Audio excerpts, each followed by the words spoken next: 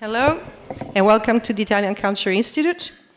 I'm Valeria Rumori, the director here. Welcome again for this very special lecture by our friend, the writer and journalist Federico Rampini. He will give a presentation on his new book, The Red Lines, Men, Borders, Empires, Maps that Recount the World. Since 2009, Rampini has been based in New York as the US Bureau Chief of La Repubblica, the leading national newspaper in Italy.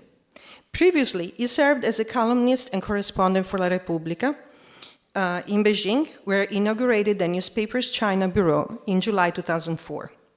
From 2000 to 2004, he was La Repubblica's West Coast correspondent based in San Francisco, and from 1997 to 2000, he was the European editor of La Repubblica, covering the creation of the euro in Brussels and Frankfurt. He has been a visiting professor at UC Berkeley School of Journalism, at the Shanghai University of Economics and Finance, and currently the Business School Bocconi in Milan. Our prolific author on global economic and political issues, his books have been translated into French, Spanish, Portuguese, and he is a member of the Council on Foreign Relations. This evening he will present his most recent book, published by Mondadori in October 2007, entitled Men, Borders, Empires, Maps that Recount Our World, which explores geography, civilizations, peoples, and empires in an audiovisual performance, sure to inspire inquiry into our contemporary world. I would like to sincerely thank Federico Rampini, who's also a friend, by the way, for his invaluable collaboration with the event. Thank you, Federico. I'd like to give him... Not yet. As a courtesy to others, I would like to ask you kindly to turn off or silence your phones right now for the entire duration of the presentation. Thank you for your cooperation. Please take a moment to join the Institute as a member or to renew your membership if you're not a member yet, because our AC members enjoy special benefits and exclusive members-only events. We hope to see you all again to our next events. In fact, we are delighted to host Maestro James Collon, LA Opera music director and conductor of the Rai National Symphony Orchestra, and he will be here on September the 20th. So you're all welcome to RSVP for this event. He will give a presentation of the opening LA Opera season, Don Carlo by Giuseppe Verdi, and is really an expert on Verdi as well. We would also like to invite you to another very special upcoming event on October the 16th with Silvio Angori, CEO and COO and Managing Director of Pininfarina, who will give a presentation on the iconic Italian brand on the occasion of the Italian Day of Contemporary Art and the Week of the Italian Language in the World. Now please join me in a very warm round of applause to welcome Federico Rampini.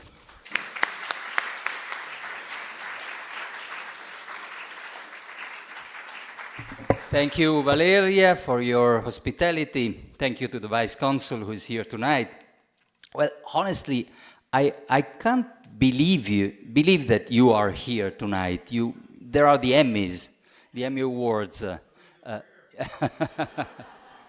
I was given a terrible choice because I had only 2 days available for this very short trip to LA, and it was either today in the Emmy Awards evening or tomorrow, I believe, with a very important Jewish holiday. So I had to choose between fun and religion as my enemy, my worst enemy. But I'm very lucky and very grateful that you're here. So, one of my favorite historians is Philip Blom, of Austrian origin, but I believe he is widely translated into English. And one of his most beautiful books is about the beginning of the 20th century, and it's called The Vertigo Years. And we live now, definitely, in vertigo years. We travel more and more, very often. It's become so easy to travel, and yet we travel fast and we understand less and less the world that surrounds us. And we can feel dizzy or even anguished, fearsome about what is surrounding us.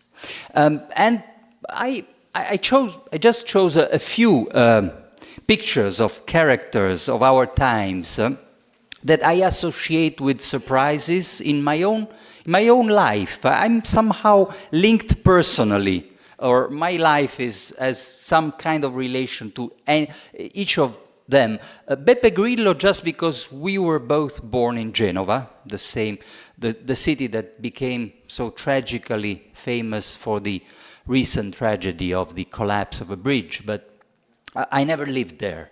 Anyway, if even 10 years ago, one had told me that this former comedian would have disrupted the political geography of Italy, I wouldn't have believed it. Vladimir Putin, well, I started my professional career as a journalist, as a very, very young 20-some journalist in the press of the Italian Communist Party in the late 70s, when the leader of the Italian Communist Party was Enrico Berlinguer. It was called the Euro-Communist Party, but anyway, there was still such a thing as an international communist movement. I was very young, I had no political responsibility, I was just a journalist, but because I was fluent in foreign languages, they put me very often, they sent me into some delegations to participate in international forums, congress of communist parties, and I traveled very often to Moscow, Leningrad, now St. Petersburg, and if someone had told me in the late 70s that Russia would have a Tsar again, I wouldn't have believed it. Surprise, surprise, so many surprises. Another surprise, Xi Jinping. Well, I was, Valeria mentioned, I was the China correspondent for my newspaper. For 5 years I lived in Beijing. In a recent period, 2004, 2009, and yet the president was Hu Jintao at that time. It was a different China. No one would have forecast the advent of such a powerful new emperor. Xi Jinping had the constitution of the People's Republic changed in order to cancel any limit to his mandate. He is the new Son of Heaven. Surprise. And then the last surprise, of course, was that I became a US citizen a few years ago when Barack Obama was president, and then I had a surprise. My new president. And I have to follow him. Part of my job description is I follow US presidents abroad when they travel for international summits. I was in Helsinki where they met, the two of them, the first two of them. I was in Singapore when President Trump met Kim Jong-un. And I think next meeting is the G20 in Buenos Aires, if Argentina is not bankrupt before that deadline, end of November. Just one more thing there are two of these who actually read books. Really. Vladimir Putin, an avid reader of books about the history of ancient Russia and the great Tsars. You can imagine why.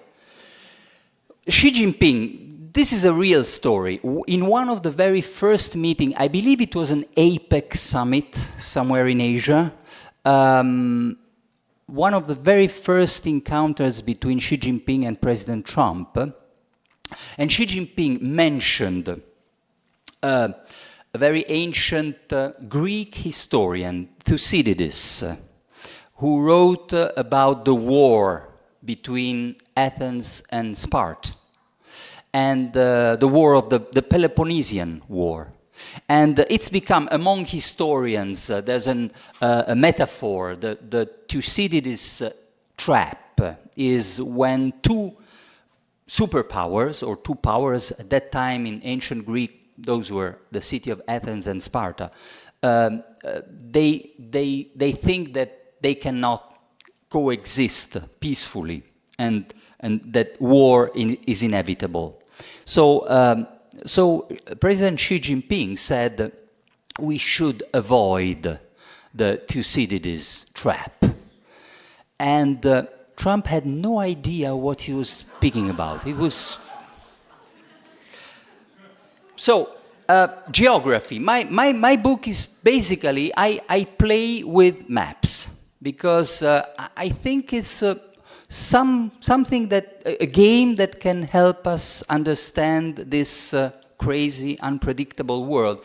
And somehow I was destined, since my very early childhood, to have a kind of a special approach to geography, because although I was born in Italy, in Genoa, I grew up in Brussels, because my father was one of the very first executives of the European Commission at the inception, at the creation, when it was a very small thing, and a very small Europe. That Europe that you can see in the right-hand map, blue, only 6 countries at the beginning. And the picture, black and white picture above, is the signature of the Treaty of Rome. The year is 1957. So I grew up in Brussels, and I attended an international school, European School of Brussels, where we learned geography and history in French, with French teachers. And it was a different geography than the one that my parents had learned in Italy. And my schoolmates could be German, Dutch, and so each of us had somehow kind of a distance with the geography that the French wanted us to learn. And we learned that you can fight with geography, you can disagree with geography, and try your own maps. And this, the kind of cultural shock about maps, I experienced even more when I settled in Beijing, in China. And opening my bureau, I purchased a very big map, like you can see in classrooms. And that's the map of the world as the Chinese use in their classrooms. And China is at the center. It's a very different world from the one that we represent in our maps. China is the center. Zhongguo in Mandarin means the land in the middle. And the Americas are a periphery. Europe is almost invisible up there in the corner. That's the world as the Chinese represent it. So let's start with the very first map that I draw myself, because I want to discuss about this map. The real question is, of course, the question of our time. Are we witnesses of the end of the American hegemony? Are we near the end of a very long period when America was really first, number one, and the leader in the world? Well, one way to approach this issue is I've drawn this red line by just uniting the big red dots are the major, the large, not by no means all military US bases are on this map, but just the largest one. And this gives you an idea of the width, just how large is the projection of military power by the US all over the world. It's impressive. And I also wanted that picture, the black and white picture on the left, the bottom left, is a meeting between FDR and Winston Churchill at the end of World War II. And I want that picture here because somehow, if you look carefully at the red line, it resembles pretty much what the British Empire used to be. It was a maritime empire, a naval empire, and the wide was very similar. The projection over all the seas. And it's interesting because that summit between FDR and Winston Churchill somehow is a symbol of a transfer of power, which is one of the few examples of pacific, soft transfer between one declining empire and a new hegemon.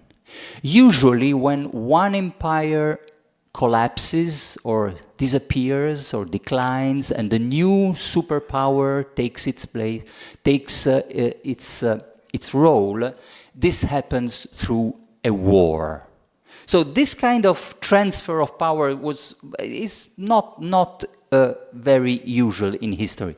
The other picture, of course, only in some US cities we still have this national debt clock. There is still one in New York City, and so you can see the numbers that increase, how much the US Treasury owes to the rest of the world, and American citizens too. Well, I want this picture here because we must always remember that military power is expensive. There are costs associated with such a huge military power all over the world. This is what President Trump said in a rather unpolite manner to European allies when he met, and I was in Brussels, of course, following the president in, it was at the end of June, the last NATO summit. But Trump has his own ways, but other presidents said basically the same thing, that the US cannot afford anymore to spend such huge financial resources for the defense of others, be it Europeans or Asian allies. So this is a problem. Empires in history have often died of financial collapse. Typical example is the Roman Empire. At some point, the amplitude, the amount of territory that Rome had to control was overwhelming compared to the wealth of that produced by that empire. And of course, the British Empire is a good and more recent example. When Winston Churchill was meeting FDR at that moment in World War II, Britain was basically bankrupt. It was a bankrupt nation. So empires can die because they are spending too much for defense. Now, of course, we cannot reduce the whole story of the American hegemon to this dimension, the dimension of pure military power. There's so much more. We know that one of the strengths of the United States has been to be able to project values, principles, ideals. Not necessarily this country has always been consistent in pursuing those values, but the values were there. And also, this has been, and we are in LA, so of course, this one of the real resources of this country has been, it's an exporter of dreams, the cinema, music, literature, fashion, technology. So there's all this, the whole dimension of the soft power, which we can also call by another name. There was a Marxist philosopher in Italy, Antonio Gramsci, who invented the expression of cultural hegemony, which is very interesting. Cultural hegemony. Hegemonic power based on values, ideas. So anyone who has the ambition to substitute this empire should be able to take all of its functions. And there is one obvious candidate. It is China. There is an imperial project in the mind of Xi Jinping. And one of the ways we can see the imperial project of China is through their so-called Belt and Road Initiative, also known as the New Silk Roads. In fact, roads, plural. Now, Silk Road is a reality. It has been a reality for 2,000 years. Already, there's Julius Caesar there. Already, ancient Rome had trade in silk, spices with the Far East.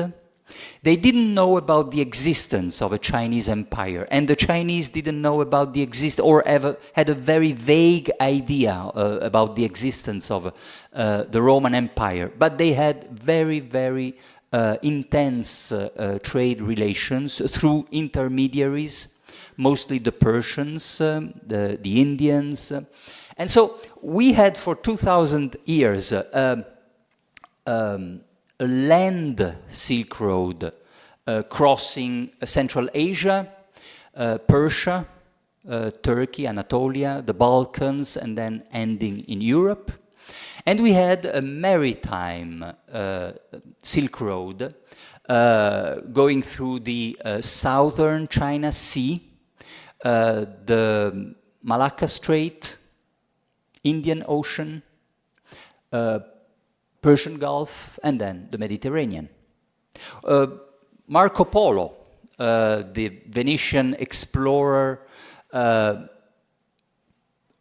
made this concept of the Silk Road already famous through his beautiful book, Il Milione is the title in Italian, where he was describing the discovery of China, the Grand Katai, as he called China, and the emperor at that time was the Kublai Khan.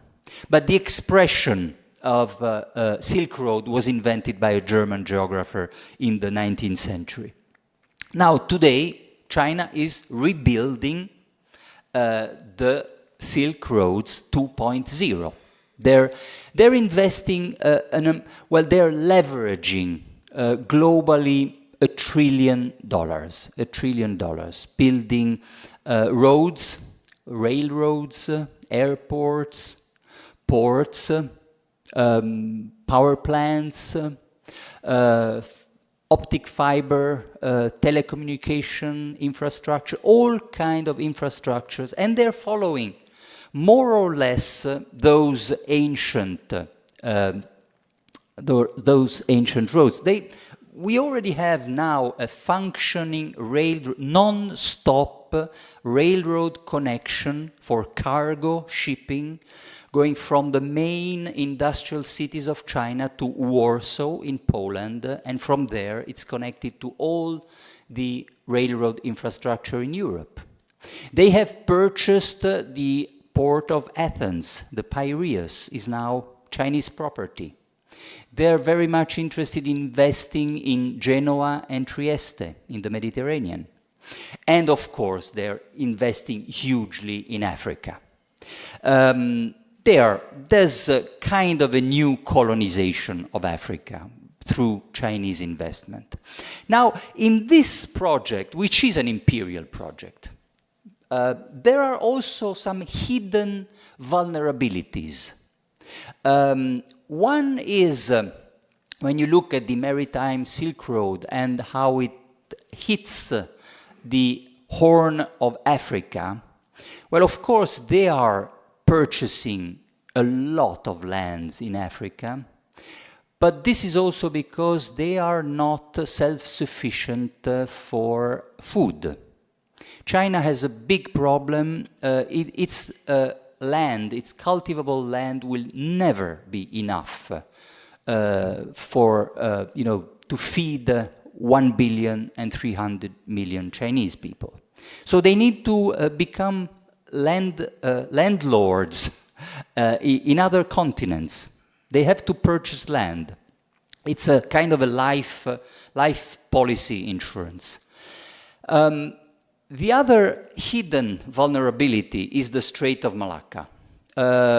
Any cargo ship, oil tanker coming from Arabia, the Persian Gulf, going to China, needs to go through the Malacca Strait, and there are US Navy battleships there. So this is, in a scenario of war, you can imagine that become the jugular where the United States could strangle China, which is very, very dependent on imported energy. But anyway, Xi Jinping would never accept a description of the Belt and Road Initiative as an imperial project. He says this is a win-win game. He says we are building infrastructure for everybody. Dual use. You can take profit of it. It's not just for exporting Chinese goods. And yet, you can see ambition there. Another German geographer in the 19th century said empires that are in their prime, that are growing, in ascent, build roads. Declining empires build walls. And not only, of course, you think of the wall here. By the way, that's a picture of the wall here in California between San Diego and Tijuana, which was built by Bill Clinton. Remember that. It's not, Donald Trump did not invent the idea of a wall at the border. But it's a small one. The biggest of them all, the biggest wall in the history of humankind was the wall of China, the one on the bottom right, which was, by the way, usually ineffective in preventing invasions from barbarians. Remember that Marco Polo arrived in China when China was governed by the Emperor Kublai Khan, who was of Mongol descent. So there had been an invasion. And the last dynasty, imperial dynasty in China, the Qing dynasty, was coming from Manchuria, other barbarians. So walls don't protect as much as they should. And then there's the big issue, the real issue is compared to the soft power of the United States. Will China be able, will it ever be able to be also an exporter of dreams, of values, of ideas? And that's a big if. Until there is such an authoritarian regime in China, I am rather skeptical that it will be able to produce the same amount of soft power, cultural hegemony. Now, this is a problem that we feel in Europe. Who will be the next hegemon? Because we have so much history to talk about, and also we have now such a strong sense of decline, of decadence. So, in order to reason about the future of Europe, I think first of all, we have to know our past. Nowadays, you can hear very often forecast that the European Union will not survive as such with 27 member states. It's too large, too diverse. There are, well, the United Kingdom already decided through Brexit that they will go away. We don't know if Spain will remain a single country forever. Maybe Catalonia will pursue secession. And there are countries like Hungary that we should probably push away from the European Union because they don't belong to the same principle of liberal democracy.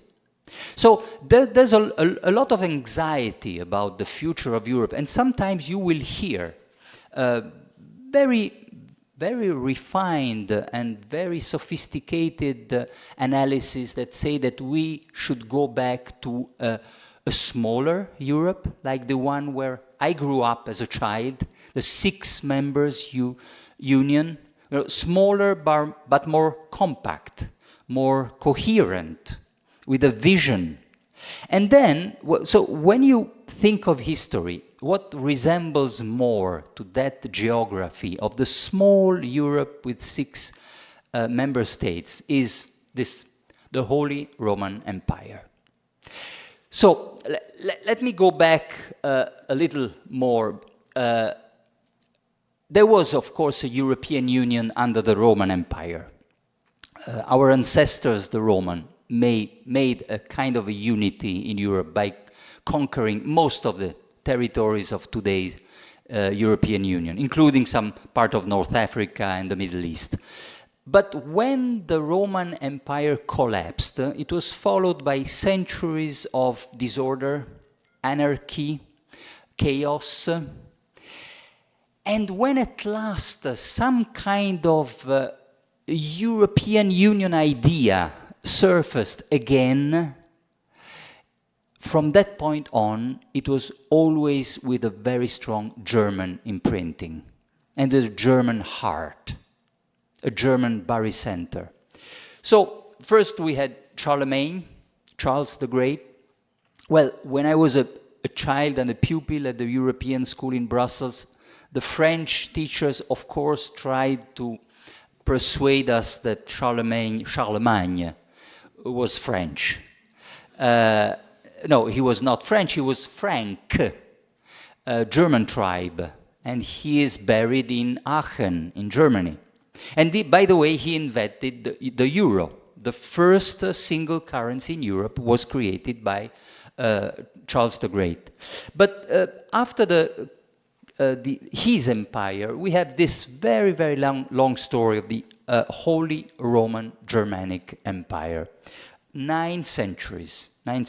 And more or less it has always this German center, and then it occupies other parts of Europe that resembles pretty much the founding fathers' Europe. This is the Holy Roman Empire at the end, 1806.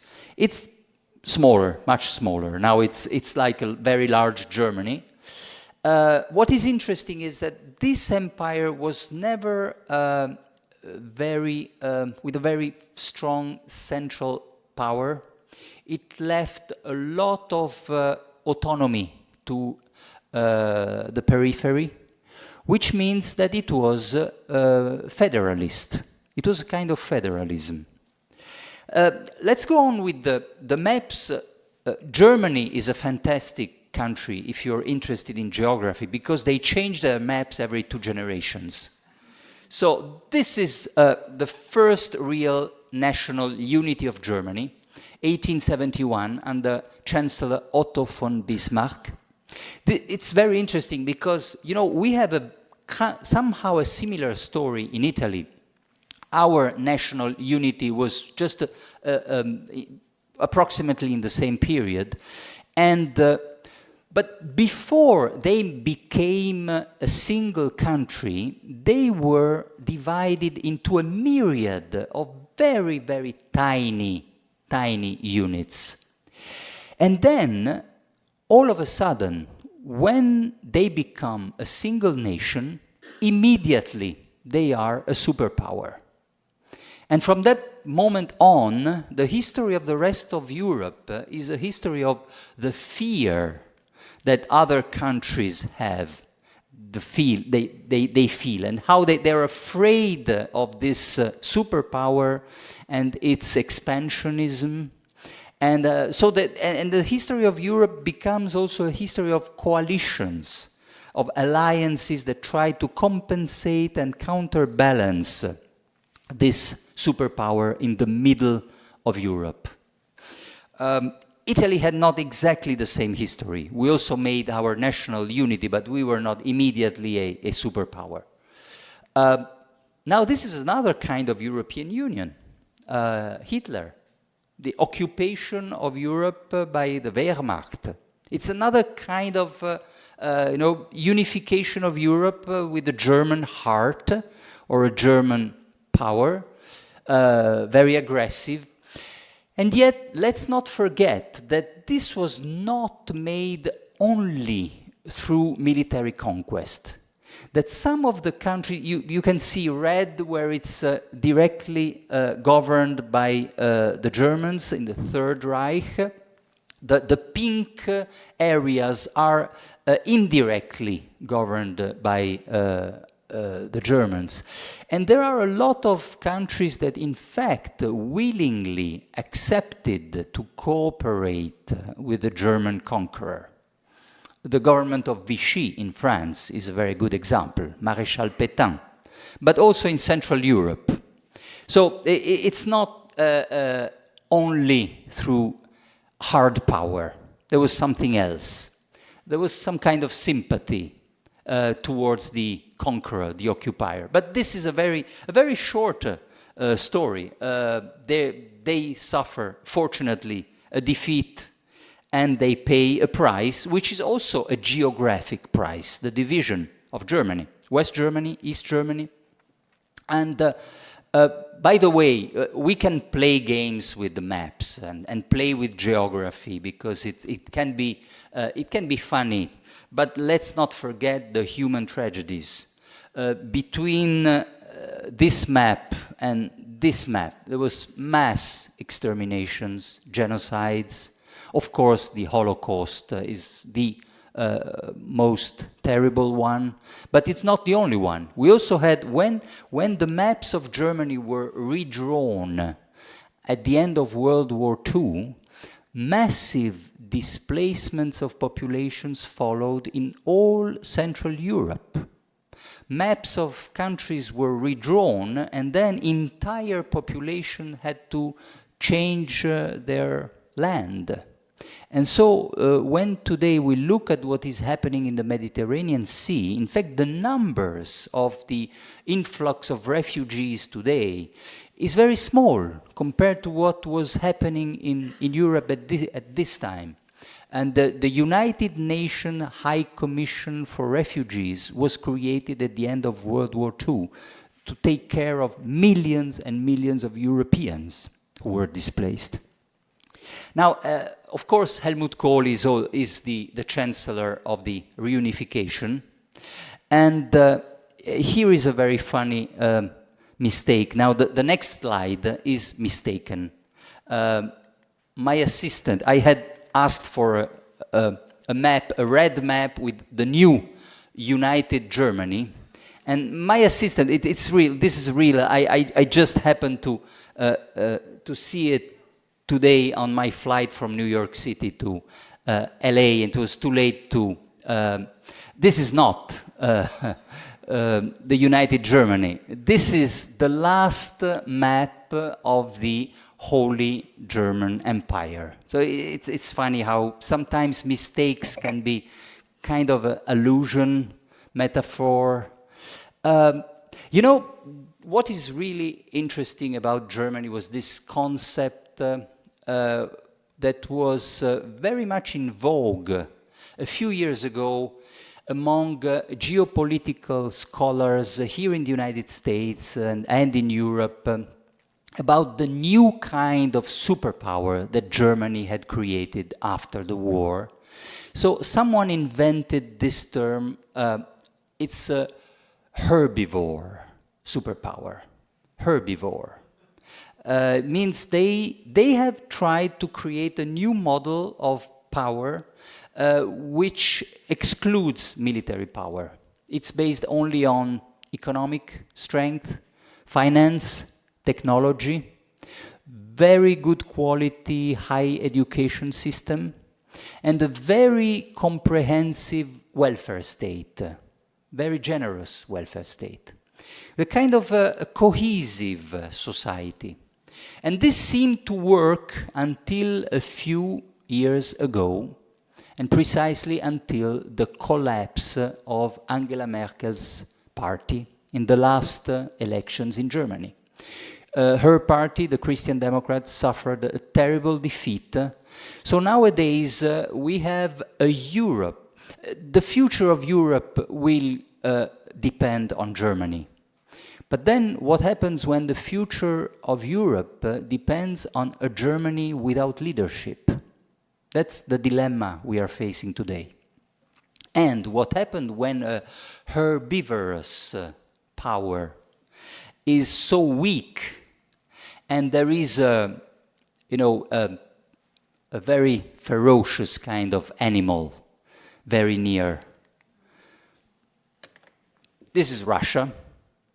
First of all, the first red line that I draw in the upper section of the map is the Soviet Union, what was the Soviet Union, including so many Central Asian republics that since the collapse of the Soviet Union have become independent. Now, the lower map is today's Russia. So it's smaller, definitely smaller. And yet, geography is really, really important. It's central to an understanding of Russia. Even in the lower version, the smaller version, Russia is still by far the largest nation on earth. By far. There's no comparison. It's a giant. And also, but geography also holds the key to another very important constant in Russian history. They are huge, they are a territorial giant, and at the same time they do not have in their geography strong natural defenses against invasions. Russia is not separated by oceans from their potential enemies like the United States is. Russia doesn't have very high mountain chains, and Russia was invaded again and again, continually in its history.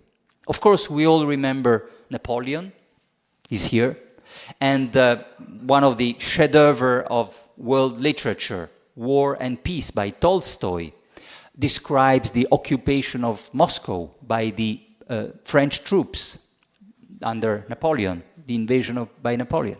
We also had the invasion by Hitler, of course, the most recent one. But before that, there were several other invasions that we might have forgotten. The Swedish invaded Russia when Sweden was a military superpower of Northern Europe. And then, most important of all, you know, Russia completely missed the European Renaissance. Because when we had the most beautiful, splendid, creative period of our history, the Renaissance, they were under occupation of a foreign dynasty of Mongol origin, converted to Islam.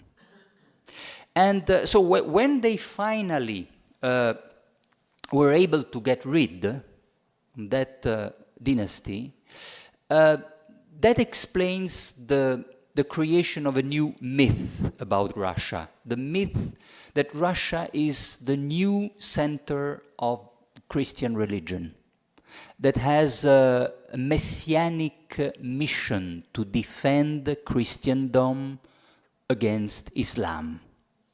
And you know, the myth of Moscow as a third Rome, after Rome, Byzantium, Moscow.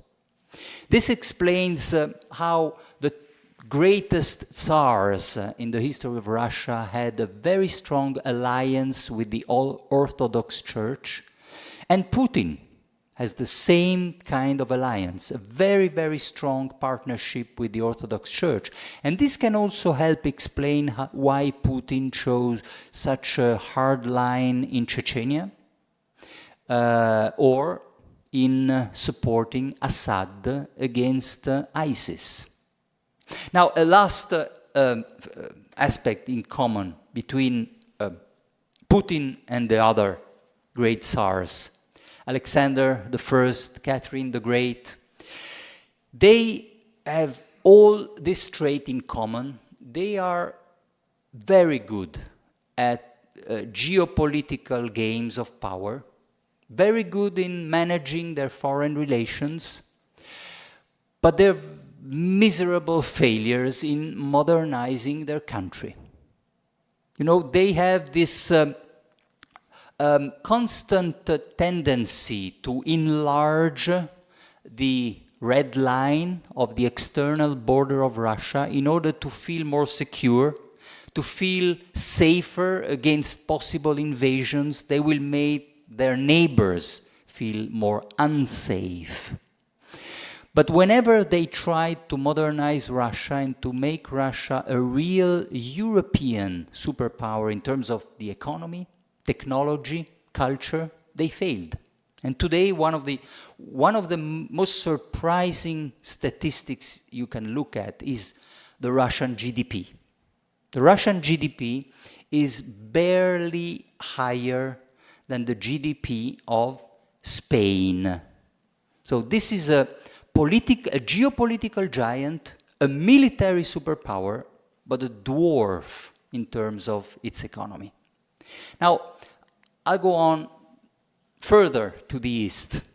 This is India. There's so many things, of course, you want to say about India, but I pick just one aspect because this is more related to us, and there's a lesson for us.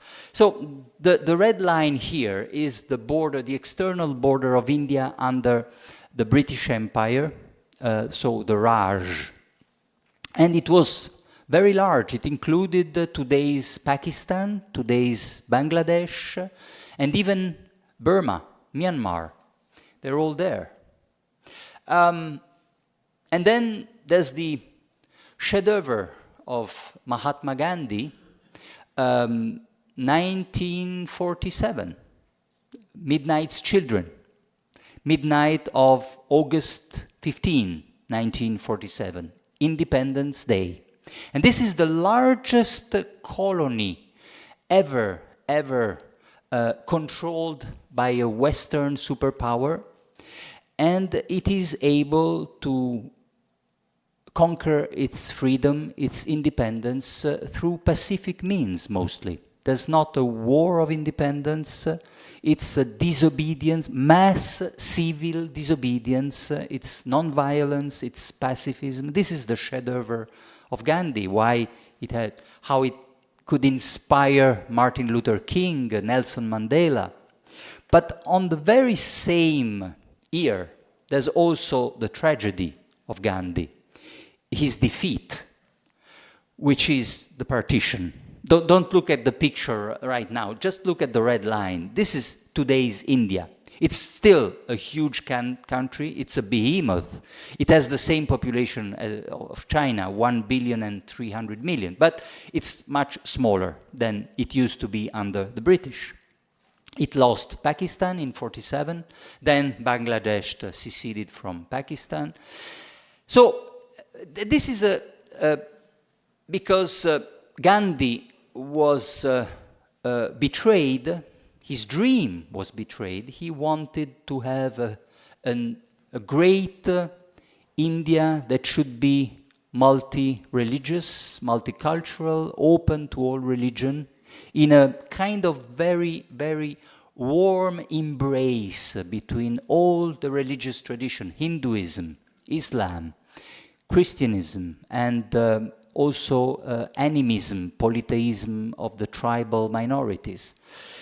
And he failed because the leaders of the Muslim minority had another project, an alternative project to create Pakistan, which became the first modern Islamic theocracy, much earlier than Iran. The first modern Islamic theocracy is Pakistan.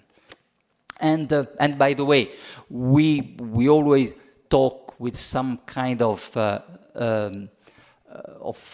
fear or preoccupation about the possibility that Iran could become a nuclear power, but Pakistan already has the Islamic atomic bomb, and it was built with funding from Saudi Arabia, and it's there, and it's a permanent source of tension with India.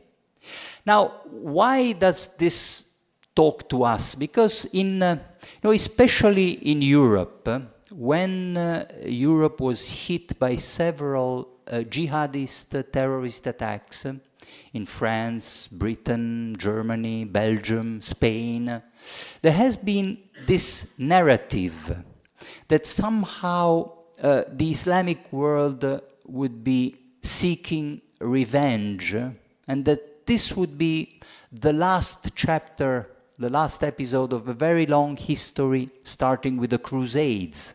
And they're still somehow setting the score. Now, this is a very, very Eurocentric narrative, which is by no means warranted. The real history of conflict between Islam and other civilization is here. When Islam was born, its first big expansion was towards east and not towards west. And they first conquered and then converted to Islam Persia, one of the most ancient civilizations in Asia, and then this one, India. So, and the relationship between this great ancient civilization and Islam has been very complex and tense for centuries and centuries. Under one single dynasty, the Mughal dynasty, they had an emperor like Akbar, who was very tolerant and he encouraged, fostered dialogue among all religion, and he was a Muslim. And then in the same dynasty, Aurangzeb, who was a ferocious fundamentalist, and he persecuted Hindus. And this has never been forgotten by the Hindus.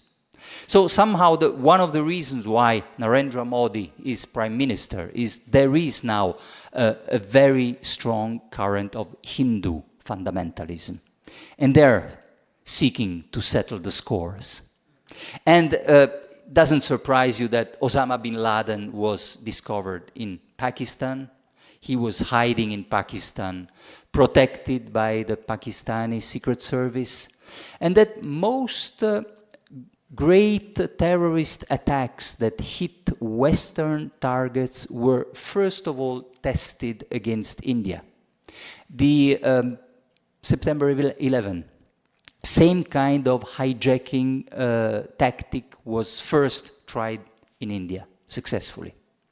The attack in Paris, January 2015, the Bataclan, Stade de France, same approach, same tactics were first tested in India, in Mumbai, with several commandos hitting simultaneously different locations in the same big city. So it's not about us and them. Islam has a much richer and more complex, tense and conflictual relationship with this huge civilization. Very quickly, this is a happy ending story at some point. I mean, here I colored with red lines. There's more red or more intense red where there is more wealth and development, and there's less red where there is more poverty. And I chose the year 1961 because that's when the very famous Swedish economist Gunnar Myrdal won the Nobel Prize for his study on poverty. And when Gunnar Myrdal wrote his chef-d'oeuvre about poverty, he went there. and it's the title is Asian Drama. 1961, Gunnar Myrdal was studying extreme poverty in Singapore. People were dying of malaria in Singapore at that time. You know, at the end of the 50s and the beginning of the end of the 50s, most of this region was much poorer than the Middle East. South Korea was poorer than Syria in the 50s.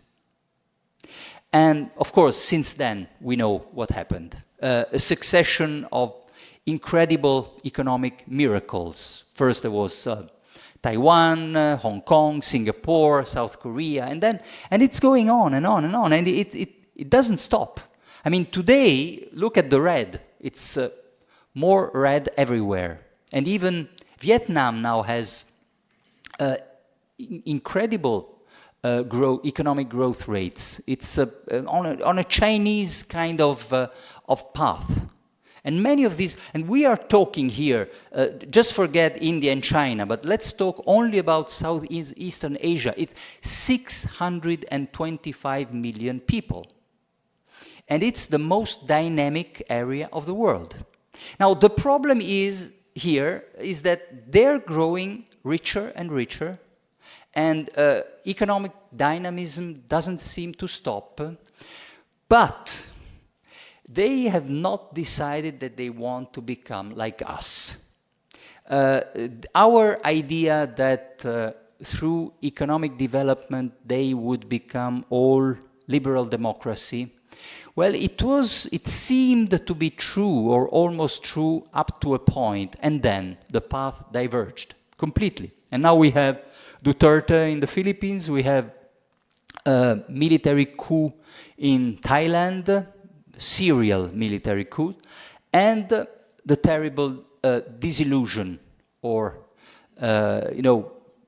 really the failure of the Nobel Prize Aung San Suu Kyi, with the persecution of the Rohingya minority in her country. So this is a completely different kind of map. This is about another soft power, another herbivore. There are spots, not red lines, but red spots wherever there are Catholic missions in the world. And this gives you another idea of an empire, kind of an empire, when you have this kind of projection all over the world.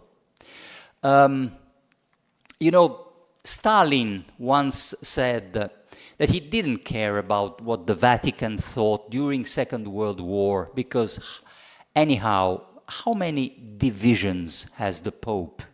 And he meant tanks, But many years later, when Stalin was dead already for a long time, we had a Pope, John Paul II, the Polish Pope, who somehow contributed to the collapse of the Soviet Union, because it all started in Poland with the general strike by the Danzig workers, in the Solidarność strike, and it would have failed without the diplomatic support of the Catholic Church with the Polish Pope in the Vatican, and that Polish Pope had a very strong relationship to Ronald Reagan, which is the same kind of alliance and partnership that Pope Francis tried to have with Barack Obama, and then Barack Obama went.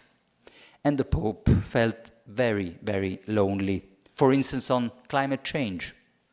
Now, this is another kind of red coloring of maps. This is where Catholics are a majority, yes. Of course, it's obvious that we have a Pope from Argentina now, because that's where the center of Catholicism is. But the problem is when you compare the two maps. This is dangerous. And in my experience of reporter, I noticed it so many times. You have too many missions where Catholics are minority. So you have many missions that become targets for attacks, terrorism, kidnappings, killings. but still, it's very interesting to see how they remain a soft power, a diplomatic power. You know, sometimes even there's a parallel diplomacy, the community of Sant'Egidio, which is a very small, a very light organization, born in Rome, in Trastevere 50 years ago. And you can find them in New York City, assisting the homeless in the subway, or as mediator in the peace process in Mozambique, Central Africa. Very interesting. Now, this is another kind of red lines. History can go backward. We thought in the year 1995, when we signed the Schengen Treaty in Europe, that internal borders were cancelled forever. They are coming back.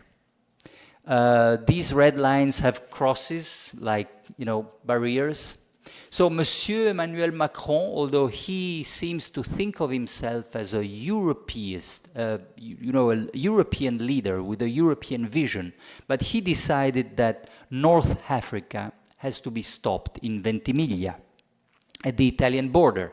So he continued a policy of very strong controls at the border. Same thing the Austrians are doing at the Brennero, and the British are doing the same to the French at Calais. We are recreating borders everywhere in Europe. And the reason, of course, is this one, these red lines, transfers of populations from Africa, North Africa, the Middle East, even Afghanistan. One of those, in fact, one of those red lines is now very, very thin, because a few years ago, the European Union, under pressure by Angela Merkel, struck a bargain with Erdogan, the president of Turkey. The European Union is now paying 3 billion euros every year to Erdogan so that he keeps Syrian refugees in Turkey and prevents them to cross through the Balkans and go to Germany, where they wish to go. And now this is very interesting, because this is, a classic historian from the Arabian Renaissance, Ibn al-Khaldun, who wrote between the 13th and 14th century, the Islamic Renaissance. He was a historian of ancient empires, and he studied how empires regulated their borders. And he found very interesting parallels between the Roman Empire and the Chinese Empire. They both paid barbarians to take care of the borders and to prevent other barbarians to invade the empire. That's what we are doing with Erdogan. Electoral maps, you know them too well. Tell me where you live, I'll tell you how you vote. Now, this is, if you think of it, it's really becoming a rule in the United States. Isn't it a problem in a democracy if people want to have as neighbors only those who vote like them? They want to live in neighborhoods where everybody has the same mind frame, the same set of values. Is a democracy viable in long-term speaking? This is a bit more complex. This is the electoral patchwork of Brexit vote, but in fact it's very, very similar to the US electoral map, because the counties, the British counties that voted for Brexit to exit the European Union were mostly those where the working classes lived. So there's a phenomenon which really is going on in all Western countries. This is the electoral map in Germany, where the extreme right is in red, and it's East Germany, where the level of income is much lower. The working classes have shifted from left to right abruptly, It's been really a political shock everywhere. Look at the Sweden election just 1 week ago. And the reasons are the same, mostly everywhere. They felt betrayed by promises that elites made about globalization, that globalization would make us all wealthier, and immigration, that the multi-ethnic, diverse society would be the paradise on earth, and a lot of working poors in Western countries don't think so. They strongly disagree. And there's a problem for liberal democracy in general. Look at the map of liberty and freedom. Year 1966. The red here means more liberty, more freedom, more human rights. And we were minorities. Then there was the era of the democratic expansion. So many dictatorships collapsed. And so it seemed that history was near the end, that there was one single model winning and prevailing everywhere. And then, this is 93, then 2015, and the red color is receding in many parts of the world. It's becoming pink because we have to consider these new kind of political animals we call the illiberal democracies, because they vote. People vote in Russia. People vote in Turkey. And yet they vote to elect a strong man, then oppresses, and then the strong man oppresses minorities. Now, I'll just end with this. Because the map, the geographic map of technology is also very interesting. This is internet availability, access. It's almost everywhere. So there is such thing as a World Wide Web, right? Not so much, because the next map is about internet openness. So here I colored with red those countries where you can access internet, but the government will decide what you see, what you read, what you do on the internet.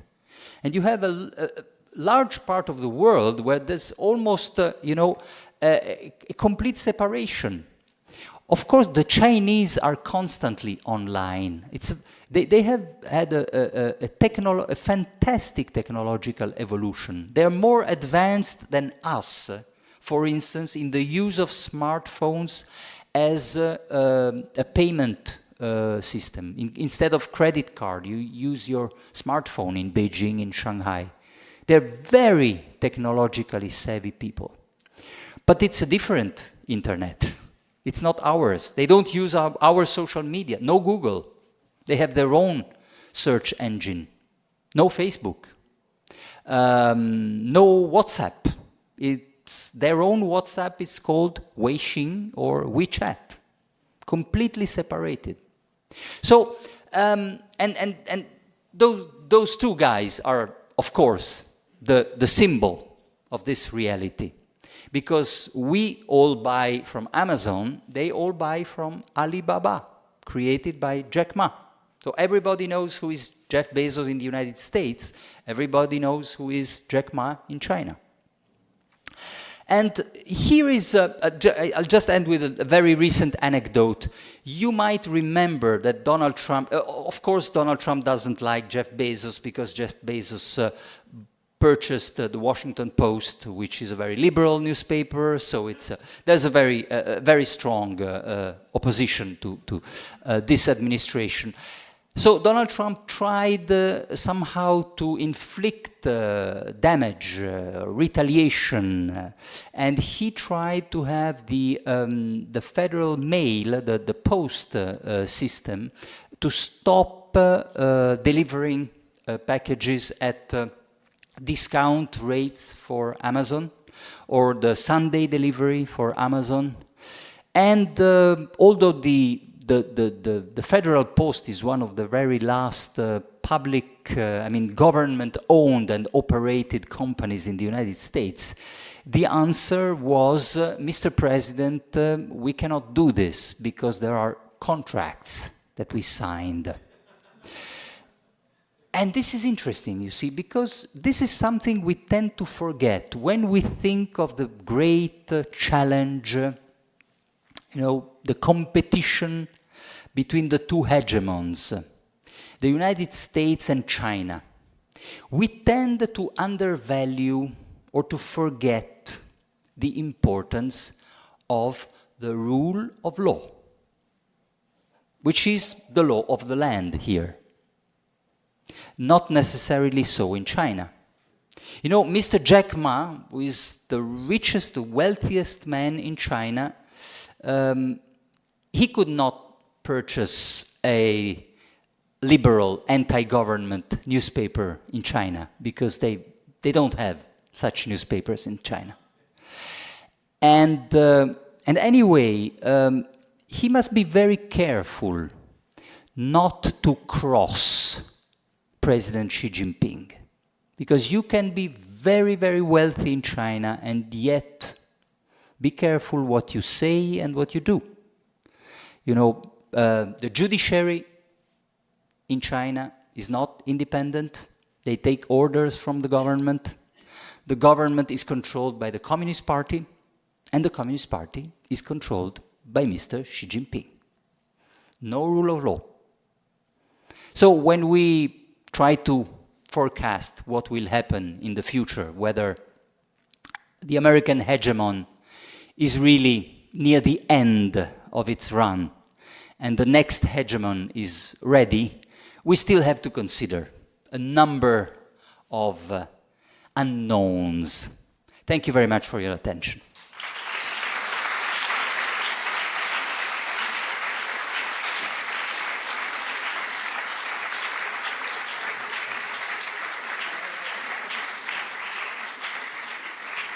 Thank you so much, Federico, for his wonderful presentation. Be scary somehow. Very detailed and rich through the old and new red lines. So is willing to take maybe a couple of questions before we go out. And I'd like to thank once, because I forgot at the beginning, Mr. Mimo Bruno and Di Stefano Cheese for their collaboration tonight. And thank once again Federico, and then I'll leave you the floor for a few questions. Thank you all for being here tonight, despite the Emmys, by the way. And then join us for a glass of Prosecco after a couple of questions here, maybe another couple outside, and then we have to go. Thank you so much. Okay, my question is this. When you were in China, was there any talk among any faction of the government, I'm not going to say political party, of perhaps the Chinese version of Lebensraum? Ah, very interesting. The Chinese version of Lebensraum. Lebensraum is this concept of vital space that was the basic geopolitical concept of the Nazi, and their expansion in Europe was somehow justified, that they needed more space, more resources. No, there is not such... no, it's a very, very interesting question. The Chinese would never speak about Lebensraum, and not only because they don't speak German, but it's not their idea of the world. You know, China, when it was at the peak of its power, because China used to be the wealthiest and the most powerful country in the world, until approximately 4 centuries ago. And they had organized kind of an imperial system of relation with their neighboring countries.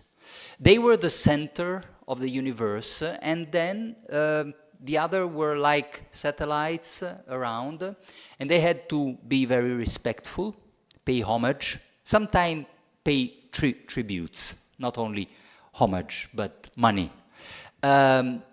So that is how they perceive themselves. They are also maybe the last great multi-ethnic empire in the world. Let's not forget that they control Mongolia, inner Mongolia, which used to be a completely different country. They control Xinjiang, which is by no means Chinese. The people in Xinjiang look more like me or Middle Eastern. They're Turkmen ethnically and Islamic, the Uyghurs. China controls Tibet, which used to be a completely different civilization even. And they will never admit that these are conquered territories or colonies, because they perceive themselves as the center of the world, and they are taking back their position in this hierarchy. But it is definitely a hierarchy. So they would not use the concept of Lebensraum, but when they take possession of entire islands in the southern China Sea, which might be Chinese or might be Japanese or belonging to the Philippines or maybe to Vietnam, they know that they take what they want. Anyway, the discussion on these topics is never completely open and transparent, especially now under Xi Jinping.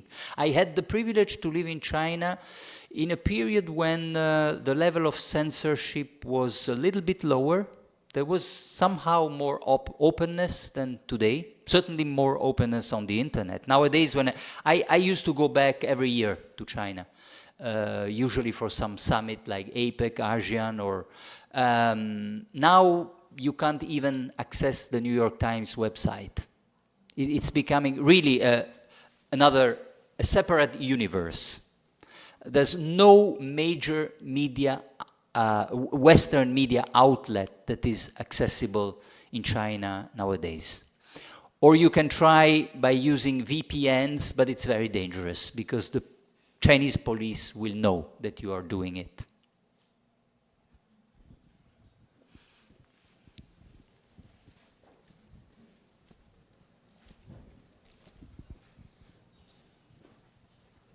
So when you were talking about the collapse of American hegemony, what do you see about the transition to the yuan, commodities, especially oil, being now traded in yuan?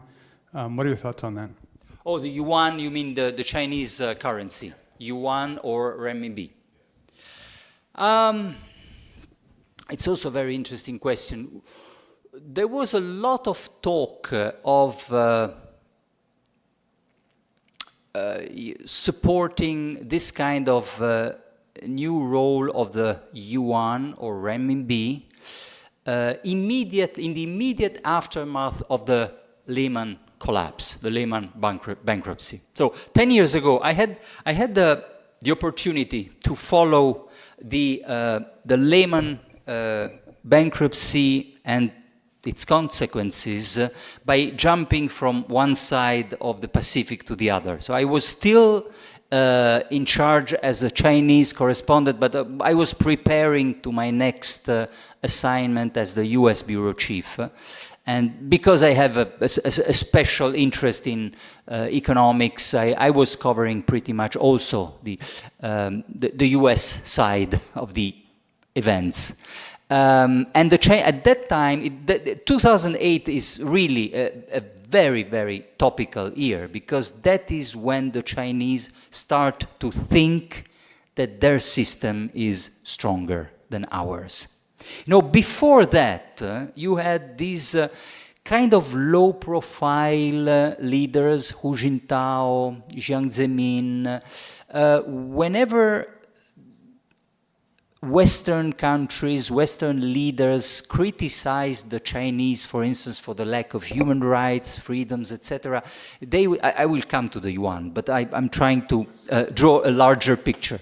You know, they would answer at the time when Jiang Zemin was president, chairman, or Hu Jintao, they would just reply to our criticism, look, your system, the Western liberal democracy, is the best in your part of the world, but we are different. We have a different tradition, a different history, so don't try to impose your system on ours.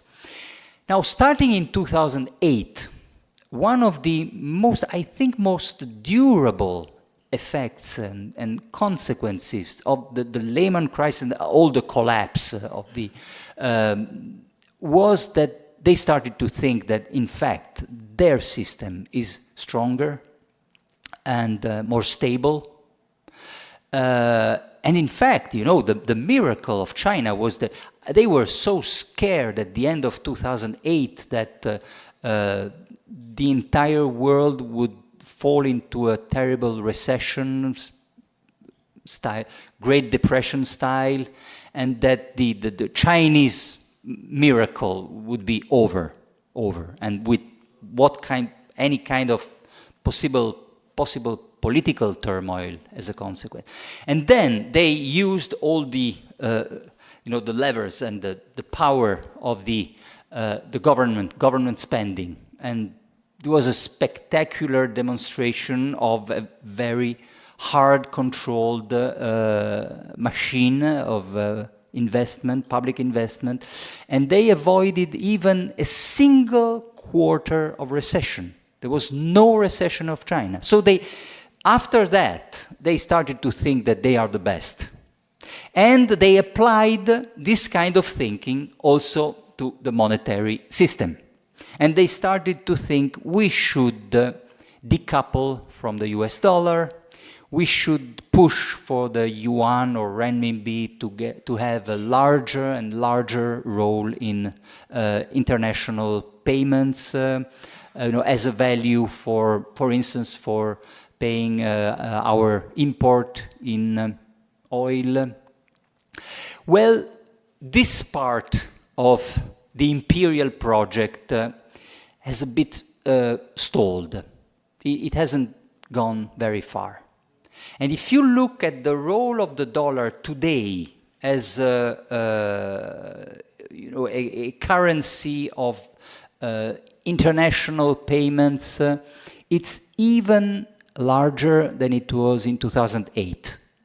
So it's gone from 60% to 70% of payments of international trade. The rest of the world is not buying this story of the yuan or renminbi being a viable alternative to the dollar. Well, even the euro has been somehow a disappointment. But the yuan, even more. And this somehow, I think, is related to what was my conclusion about the rule of law. You know, the dollar is so widely accepted as a currency for payments for a number of reasons. Of course, it's like the sterling or the British pound used to be at the end of the British Empire.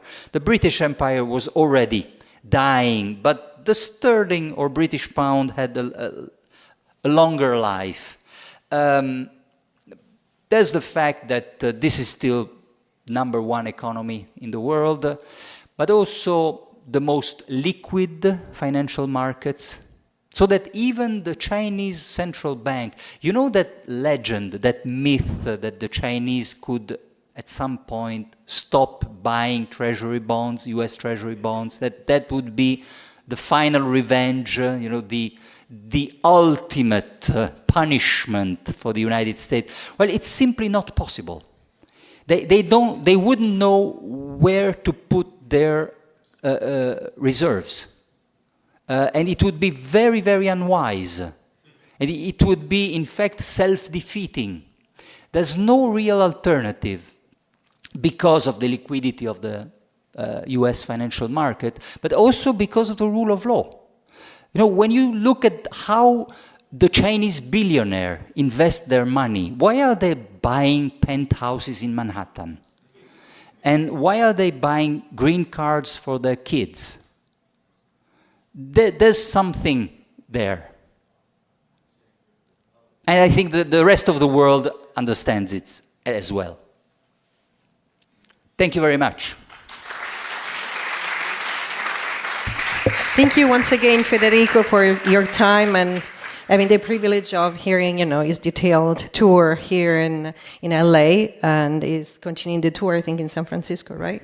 Yes. And for you, if you like to know more, because there was a lot of food for thought, his book is available for sale at Libreria Pino online. You can find the link on our website, so you can buy it in Italian here locally.